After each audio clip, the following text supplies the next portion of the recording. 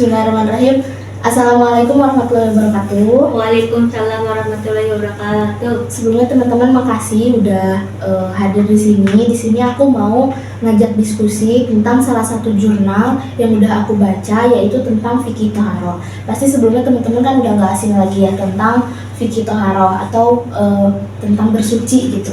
Nah, jadi Toharoh itu menurut bahasa adalah suci dan bersih dari segala hal yang kotor, baik itu yang bersifat hissi atau dapat diindra ataupun yang bersifat maknawi atau abstrak gitu.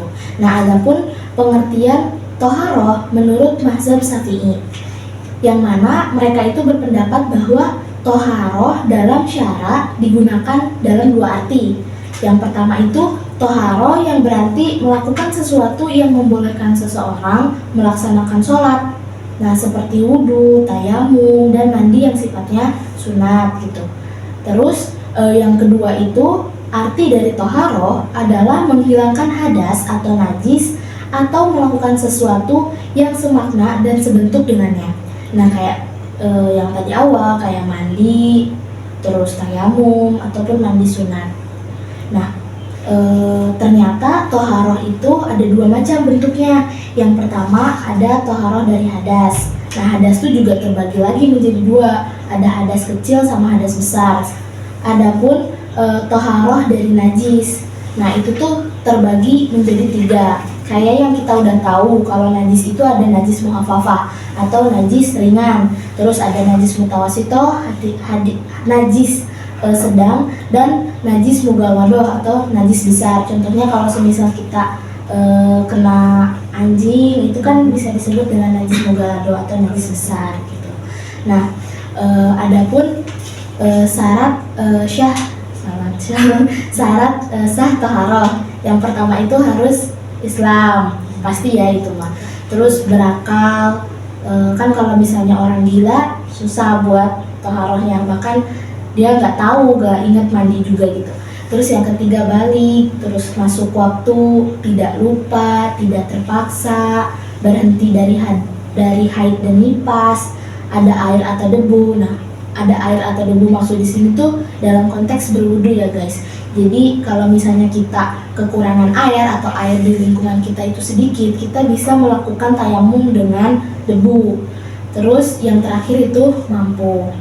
Nah, terus adapun Al-Imam Ibnu Qodamah Al-Maqdisi yang aku baca dari jurnal itu tuh mengatakan bahwa Toharoh itu memiliki 4 tahapan. Nah, yang pertama itu mensucikan lahir dari hadas, najis, dan kotoran. Terus menyucikan anggota tubuh dari dosa. Yang keempat itu menyucikan hati. Yang terakhir itu menyucikan hati dari selain Allah gitu. Nah, yang terakhir itu aku baca di bagian akhir jurnal itu disebutkan bahwa Toharoh itu memiliki hikmah dalam penerapannya. Yang pertama itu Toharoh merupakan sebuah pengakuan Islam atas fitrah manusia. Terus Toharoh itu memuliakan umat Islam. Dan yang terakhir Toharoh itu dimaksudkan untuk mempersiapkan diri kita menghadap Allah dengan keadaan terbaik.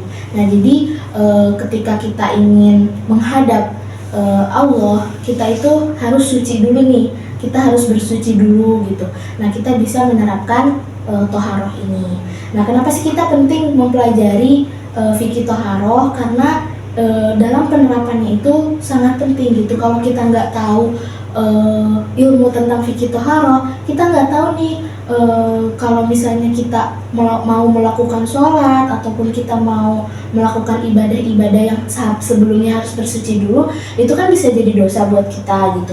Nah, terus ketika kita tahu tentang macam-macam Toharoh, kita juga bisa memilah-milah mana sih najis muhafafah, mana sih najis mutawasito, mana sih najis mughalladoh gitu. Jadi fikih Toharoh itu penting buat kita dipelajari gitu.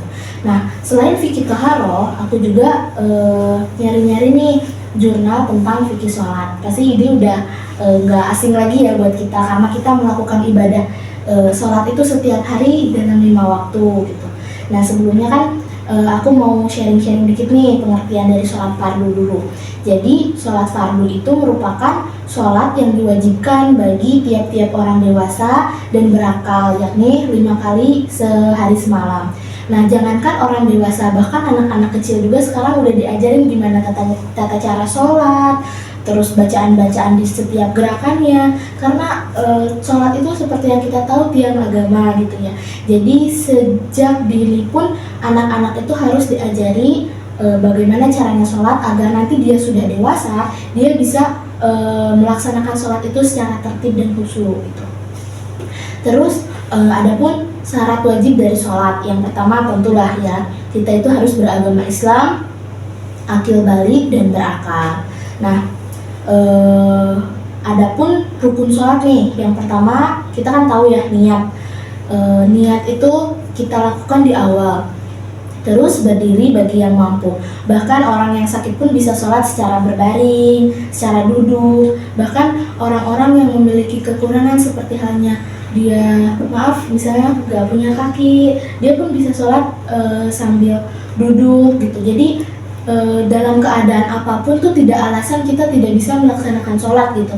Karena bagaimanapun kondisi dan keadaan seseorang tersebut, sholat itu masih bisa dilakukan gitu. Nah, terus yang selanjutnya itu takbiratul ihram, terus membaca surat Al-Fatihah, ruku, iktidal, sujud, duduk di antara dua sujud, tasyahud awal, tasyahud akhir, membaca sholawat kepada Rasulullah SAW, dan yang terakhir salam dan tatib. Lalu adapun sunnah sholat nih, yang pertama itu ada sholat sunnah rawatib muakkad, terus ada sholat sunnah rawatib ghairu muakkad, ada sholat tasbih, sholat hajat, sholat taubat, sholat tahajud. Jadi banyak banget macam-macam sholat itu yang bisa kita laksanakan sebagai untuk menambah pahala kita gitu ya, dan mendekatkan diri kepada Sang Pencipta. Terus adapun perkara nih yang membatalkan sholat ataupun hal-hal yang membatalkan sholat. Yang pertama itu meninggalkan sholat, meninggalkan salah satu rukun sholat. Nah, terus yang kedua itu tidak terpenuhinya syarat sah sholat yang telah ditentukan. Yang ketiga itu melakukan gerakan-gerakan yang semestinya tidak dilakukan. Kan udah udah ada ketentuannya tuh gerakan sholat itu seperti apa. Nah, sehingga kita tuh harus tertib melakukan gerakan-gerakannya. Jadi seperti yang tadi udah aku sebutin kan, ada tuh rukun-rukun sholat yang harusnya rukun dulu dia malah sujud dulu, itu kan aneh gitu ya. Karena ketentuannya udah gitu tapi dia melanggar, nah itu tuh bisa membatalkan sholat. Terus yang keempat itu berkata atau berbicara selain bacaan dalam sholat. Jadi dalam sholat itu kita biasanya yang jemaah nih, misalnya ada sholat berjamaah, terus saling ngobrol gitu kayak bercanda-bercanda, nah itu tuh bisa membatalkan sholat, dan itu pun dinilai gak etis gitu ya. Jadi gak boleh kita dalam sholat itu mau ngobrol ataupun membicarakan selain bacaan dalam sholat. Dan yang terakhir itu makan dan minum dalam sholat. Itu mah udah pasti gak boleh gitu ya. Masa ada orang yang lagi sholat terus melakukan makan dan minum? Pasti orang yang punya akal dan punya pikiran gak mungkin melakukan itu. Terus iya betul. Terus yang terakhir itu ada nih sunnah-sunnah sholat. Yang pertama itu ada sunnah abad, yaitu membaca tasyahud awal dan membaca qunut. Dan yang terakhir itu sunat hayat. Nah, jadi itu dua topik yang aku baca dari dua jurnal yang berbeda. Yang pertama tentang fikih toharoh dan yang kedua tentang fikih salat. Jadi teman-teman nanti bisa aku share mungkin ya jurnalnya biar bisa dibaca-baca juga lagi. Nanti kalau ada diskusi-diskusi lagi kita bisa diskusi bareng lagi di sini. Mungkin teman-teman makasih banyak buat waktunya. Kalau ada salah-salah nanti bisa dikoreksi. Terima kasih. Wassalamualaikum warahmatullahi wabarakatuh. Waalaikumsalam warahmatullahi wabarakatuh.